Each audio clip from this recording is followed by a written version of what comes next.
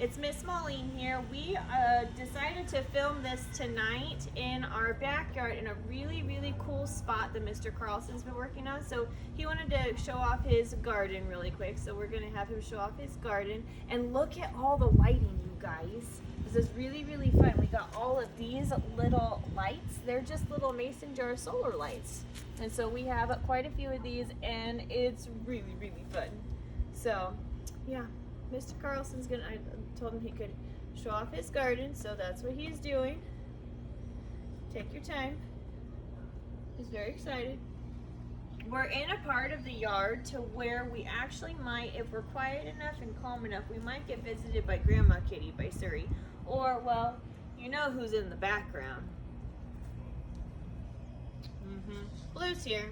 So, let's go ahead. I'm going to read by candlelight tonight, because, well, it just sounded really fun. All right, chapter 8, The Case of the Mysterious Messages. Mamma mia, what happened here? Aldo said as he pulled his cleaning cart into the room and looked around. I looked around too, and what I saw was almost as scary as Halloween. The room was a mess. On the floor were scraps of paper, yarn, buttons, beads, markers, and crayons. On top of the tables were scissors and overturned glue bottles, and there was glitter glistening on the floor like snow. Eek, eek, eek, I squeaked. Boing, boing, boing, Og twained. Aldo leaned on his broom and shook his head. I could tell Mrs. Brisbane wasn't here today. She never leaves her room messy at the end of the day. That's for sure, I agreed. Aldo didn't have much time to talk. He was too busy sweeping and spraying and scrubbing and mopping up the room. He stopped when he saw the stack of cards. Oh, they were making cards for Mrs. Brisbane. Good idea, he said. I'd like to send her a card myself. Me too, I squeaked. Boing, boing, Og agreed.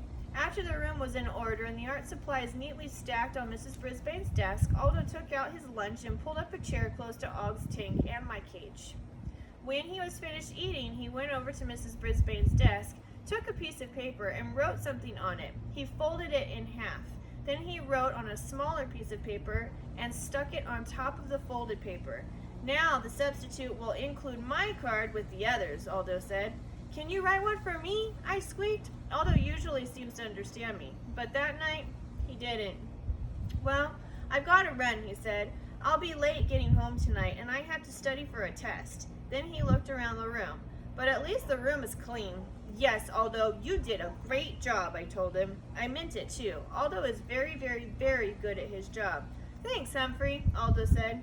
He wheeled his cart out of the room and turned off the light. Luckily, a big full moon was making the room nice and bright. It had been a difficult day, but I was feeling brighter myself. Og, I think I'll check out those cards, I said, after Aldo's car left the parking lot. And maybe I'll get more clues about what happened to Mrs. Brisbane. Boing, boing, Og said. I'm not sure if he thought my idea was good or if he was just excited about his froggy food sticks. I took my usual path to get to Mrs. Brisbane's desk and had no trouble. I made it, Og, I told my friend who was splashing around in his tank. I looked up. The stack of cards was about 6 hamsters high. There was a bright yellow card with sparkles near the bottom. It was sticking out a bit from the rest of the pile, so I decided to grab it and pull. That was a big mistake, because as the card came out of the stack, the whole pile tumbled down around me and on me. Luckily, paper doesn't weigh too much, and I wasn't hurt, just surprised. Still, I now had the chance to look at all the cards and possibly gather more clues about Mrs. Brisbane's disappearance. The yellow card with sparkles was from Rosie. The front had red hearts and bright buttons. Inside it said, Mrs. Brisbane, I miss you the most. Come back and I'll pop a wheelie for you. Love, Rosie.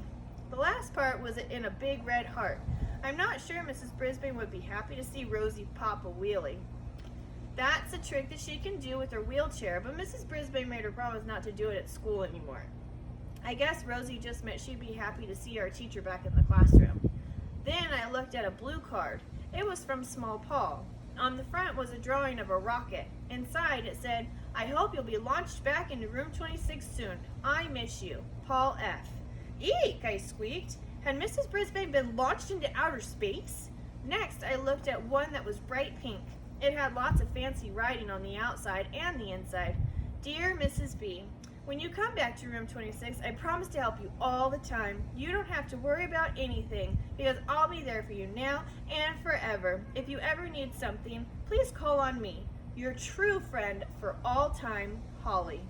Thomas's card was covered with red, white, and blue yarn. It read, "You are the best teacher in the universe, Thomas." Sometimes Thomas exaggerates, but this time I had thought he was right. But I was shocked when I read what he wrote at the bottom. P.S. I am the best juggler in the class. I can juggle for hours without dropping a ball, just like my dad. That just wasn't true. Why did a nice boy like Thomas make up things like that? The next card was white with fancy purple letters. It said, "Sometimes I forget things, but I never forget all the nice things you do for us. Come back soon. Love, Phoebe." I felt a little pain for Phoebe. She was forgetful, but she was so extremely nice. Kelsey's card had a drawing of a ballet dancer on it. Inside it said, "Hope you'll be up and on your toes soon, from Kelsey."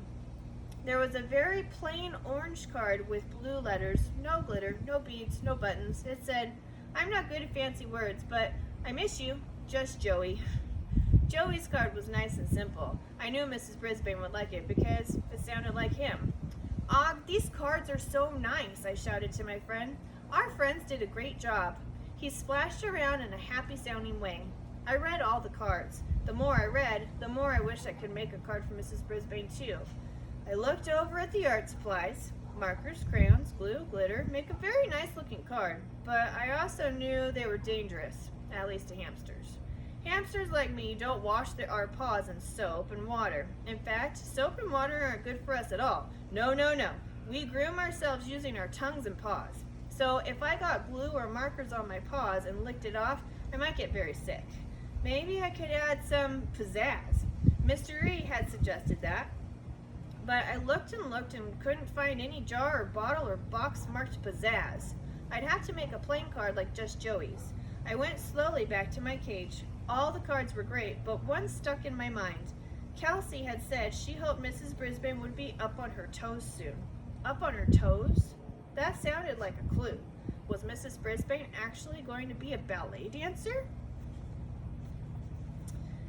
I tried to imagine our teacher with her short gray hair and her sensible shoes twirling around like a ballerina. She didn't look like the dancer in Kelsey's music box, but if Mrs. Brisbane wanted to be a ballerina, then that's what she should be, even though I think she makes a better teacher.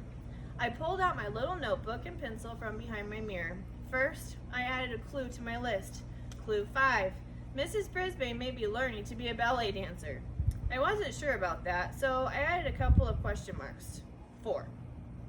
Next, I turned the page and thought about what to write to my teacher. I wanted to say just the right thing.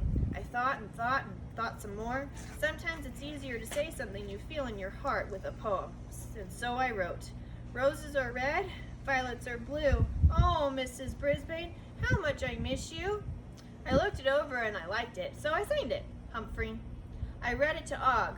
"Boing, boing, boing, boing," he twanged. "Oops, sorry, Og," I replied. Then I added, "Og, too." "I signed your name too, Og," I assured my neighbor. "He can't write. At least I don't think he can write. And he doesn't have a notebook. If he did, it would have to be waterproof." I tore the page from the notebook, but when I looked at it, it seemed a little too plain. I didn't know how to make it fancier. I looked around my cage and dug around in my bedding. All I came up with was a tiny piece of carrot I'd saved and the strawberry Kelsey had brought. It was the juiciest strawberry I'd ever seen. "Og, I have a great idea," I squeaked. I rubbed my paws all over the strawberry to get them nice and juicy. Then I made a little red paw prints around the edge. It looked very nice, if I do say so myself. And when I was finished, I licked the red juice off my paws. Yummy! Of course, then I had to take the card over to the desk. I picked up the paper with my teeth, jiggled the lock that doesn't lock, and opened the door to my cage. Og splashed gently in his tank as I passed by. "Oh," I said, "of course." As soon as I opened my mouth, the paper dropped to the table. "Sorry, Og," I said. "I wish I could add your marks too." "Fine," Og answered, splashing. "Or maybe you can.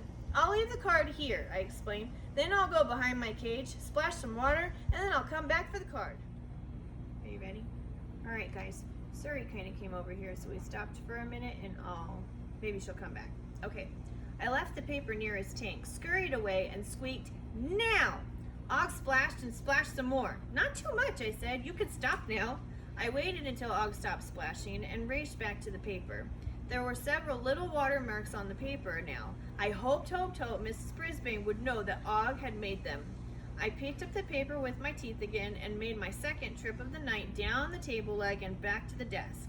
The stack of cards was now a mound of cards. There was no way a small hamster could stack them all up again, so I just pushed my card into the pile. Then I made the long trek back to my cage and closed the door behind me. Morning light streamed in through the window and I was worn out. "Good night, Og," I said as I crawled into my sleeping hut. Good morning. I guess he was tired too, because he didn't answer, not even one boing. Or if he did answer, I couldn't hear him because I was sound asleep. Humphrey's Detectionary. Finding clues can make you unsqueakably tired. Alright, guys. Chapter 9. The case of the problem pupils. We'll find out about that tomorrow. Alright, you guys have a great morning. Are you still filming the garden?